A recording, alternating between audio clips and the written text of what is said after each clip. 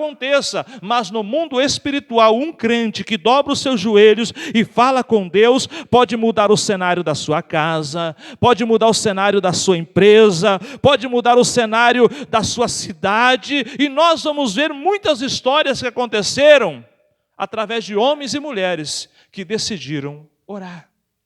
Esse texto é uma grande verdade. Não é muita gente, mas aquele grupo decidiu: a gente vai interceder por Pedro.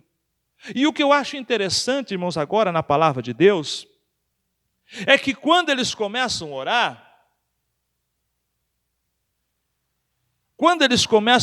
eles não estão vendo, mas o mundo espiritual está em movimento. Pedro estava guardado em uma prisão, segundo a história, a prisão de Antônia, uma prisão que, se fosse hoje, diria segurança máxima. Ninguém foge dali. Há um quadro quaterno de soldados, ou seja, é muita gente que está de olho no Pedro.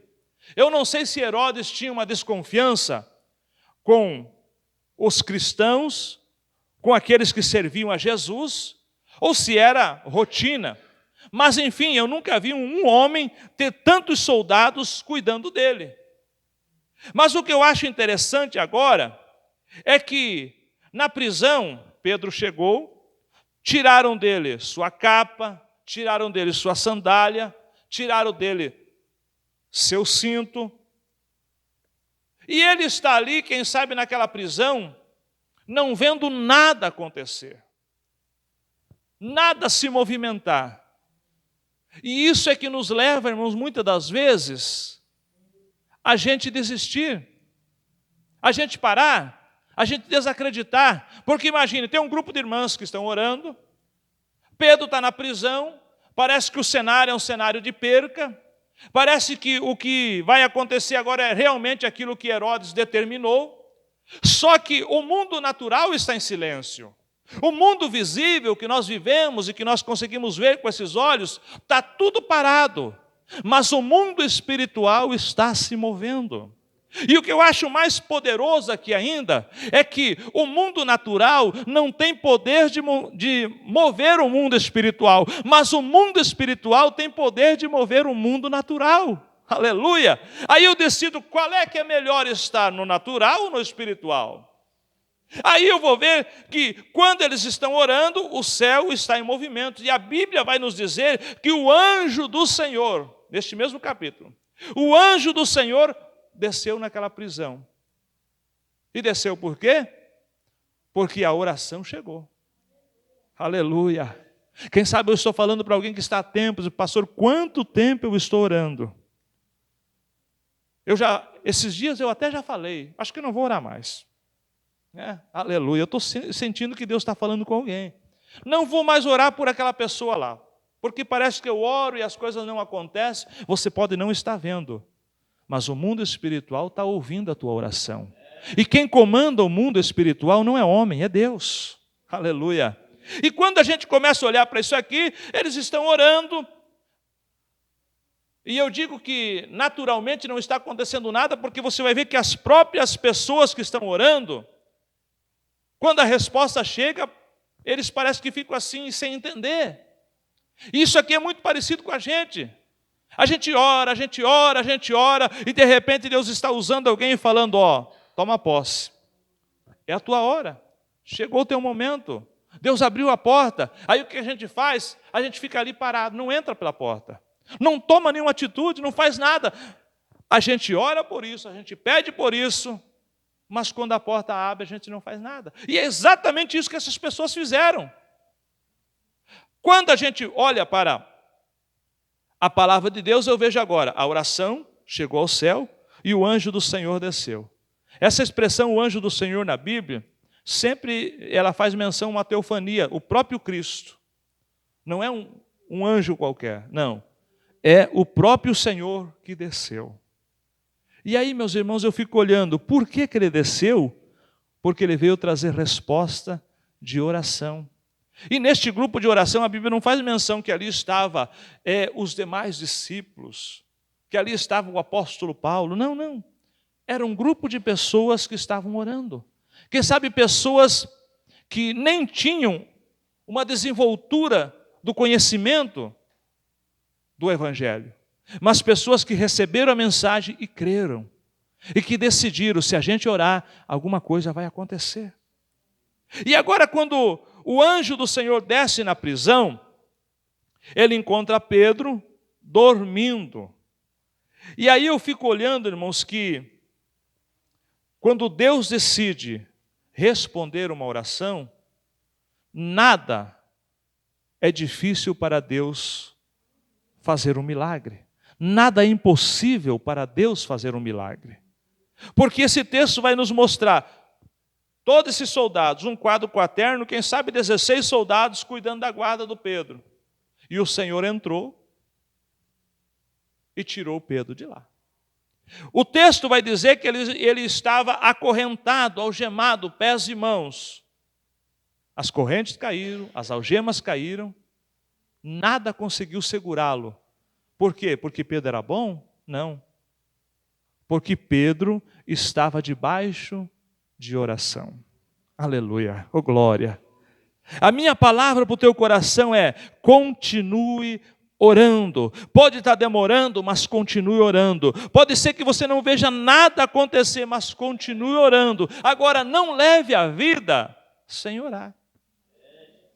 Eu acho que era Billy Graham que falava que, acho que é ele, é um dos que falou que nunca ficou muitas horas de joelho, mas nunca parou de orar. Porque a nossa vida, irmãos, ela é uma vida contínua de oração. Você está trabalhando e você pode orar. Não precisa necessariamente fechar os olhos, mas a tua mente sempre em contato com os céus.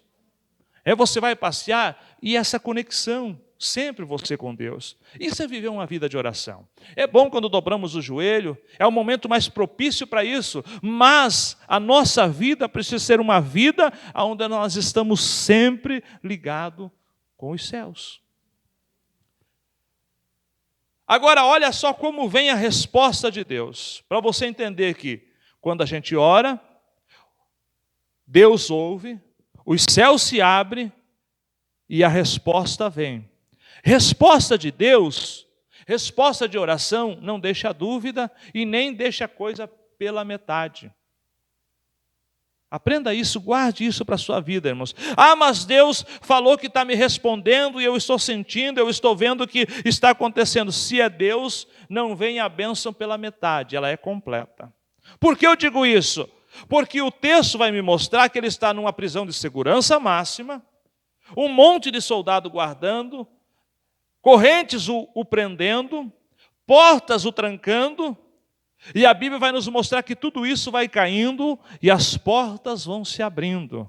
Você já viu que a gente faz campanha muitas das vezes? Senhor, eu vou fazer uma campanha de tantos dias para o Senhor abrir a porta. Olha aqui o segredo, quer ver porta aberta? Ore.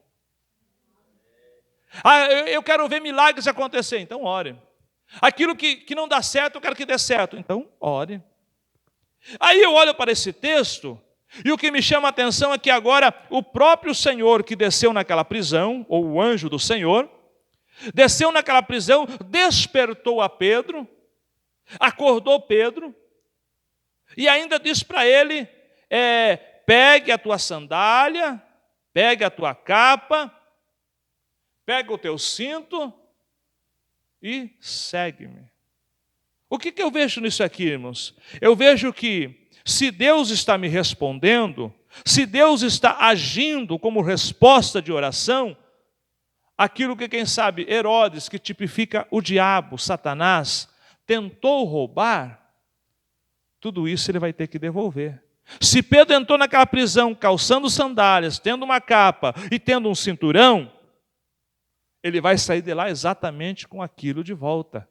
Eu vejo que a oração, ela tem poder de restituir aquilo que o diabo tentou roubar de você. Oh glória, aleluia.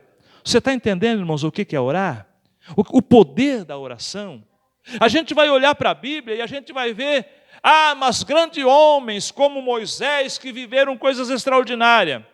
E aconteceu como? No diálogo com Deus, na oração. Quando Moisés tinha problema, que ele fazia, Senhor, e agora? Isso é orar, é conversar com Deus, é buscar uma direção de Deus. Elias é aquele que parou por 3 anos e alguns meses, não choveu sobre Israel. O céu fechado. E alguém ainda é ousado e dizer assim, mas Elias, olha só, Elias chegou e disse sobre a minha palavra. Sim, ele disse sobre isso. Mas se você leu a carta do apóstolo Santiago, você vai ver que Elias se dobrou diante de Deus. E depois ele aparece diante do rei Acabe. O que eu entendo? Que ninguém consegue se levantar diante dos homens sem antes se dobrar diante de Deus. Eu estou falando do mundo espiritual. Hoje em dia nós vivemos, irmãos, um tempo em que muitos querem se levantar para fazer e para ser, mas não se dobram diante de Deus. Elias é um exemplo. Ele chegou e disse, sobre a minha palavra não vai chover. Mas Tiago diz que Elias orou ao Senhor, se debruçou e chorou diante do Senhor. E aí ele se levanta e diz assim, e assim, e assim. E não houve chuva por 3 anos. Todos os personagens bíblicos que a gente olha para eles e vê que maravilhas, que milagres, que coisas extraordinárias, são homens que oravam. Voltando para o texto para nós encerrarmos. O anjo do Senhor desceu, as prisões se abriram, as correntes caíram, e é tão interessante, irmãos, que a resposta, ela trouxe algo tão rápido, um efeito e uma grandeza, que o próprio Pedro pensava que era um sonho. Olha só, irmãos, Pedro, ele não caiu em si, ele pensou que estava tendo uma visão, que estava tendo um sonho. De repente, quando ele está do lado de fora, é que ele consegue entender, realmente, eu fui livre dessa prisão.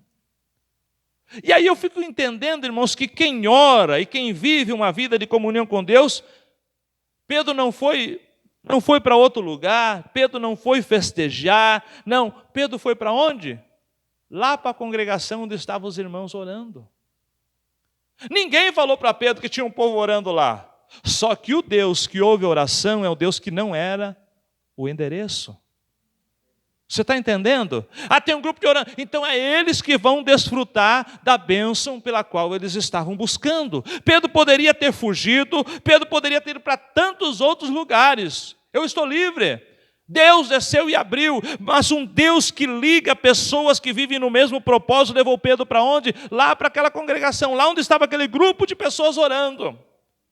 E agora eu acho tão extraordinário isso aqui, irmãos, que tem gente lá orando, eu imagino, tem gente chorando, tem gente gritando, Senhor, salva o Pedro da prisão, liberta Pedro da prisão. De repente Pedro está na porta batendo, de repente ele está batendo, e tem uma menina que aparece e dá uma espiada lá e diz para os demais, olha, Pedro está aí do lado de fora, e elas ou eles não acreditam.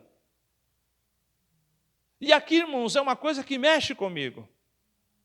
Eles estão orando, eles estão num propósito, eles sabem que o Deus que eles estão pedindo é um Deus poderoso, que comanda todo o universo, que comanda a nossa história, que comanda o nosso planeta, e é tão grande que desce naquela prisão de segurança máxima e arranca Pedro de lá.